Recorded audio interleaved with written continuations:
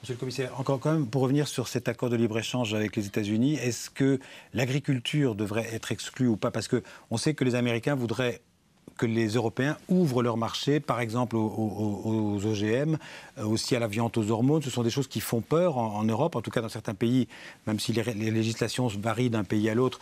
En tout cas, de manière générale, en Europe, on refuse plutôt ces importations.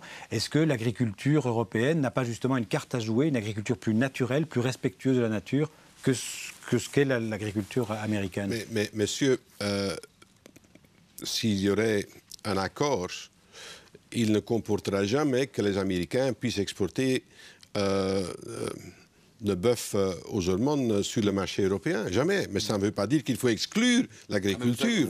Vous en êtes sûr de ça? Ah oui, naturellement, enfin. Je ne sais pas, les négociations débutent, mais vous savez que ça, ce sera niette d'office. Là, il y a des garanties dans le mandat, justement, que vous avez obtenues vendredi mais il ne faut pas des garanties dans le mandat. On va discuter de l'agriculture. Mais vous êtes sûr que vous allez dire non à ça? L'agriculture, d'accord, mais les OGM...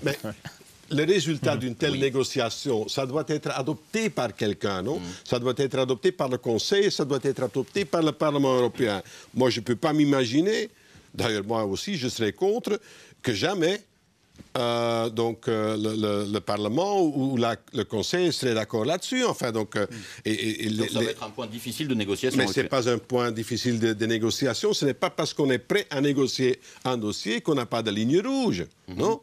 On a aussi des lignes rouges, enfin, on ne va pas en revenir sur l'audiovisuel, mais c'est vrai, c'est clair qu'on va donc discuter l'agriculture, mais une ligne rouge, c'est par exemple l'exportation de bœuf aux hormones sur le marché européen, et là, ce sera non, et ça restera non. Très bien. Les OGM, c'est aussi clair ou... Oui, c'est aussi clair, mais c'est différent. Hein. On ne peut pas tout mêler.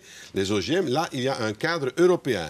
Il y a des autorisations d'OGM, 49 au grand total, dont une mineure partie pour la consommation humaine. Mais il y a un système, donc ce système continuera à fonctionner. Et puis nous avons fait une nouvelle proposition sur la cultivation qui rend possible qu'un pays spécifique, par exemple l'Autriche ou la France, dise voilà, tel OGM ne peut pas être cultivé dans notre pays. Donc là aussi, il y a une législation européenne et on fera respecter la législation européenne.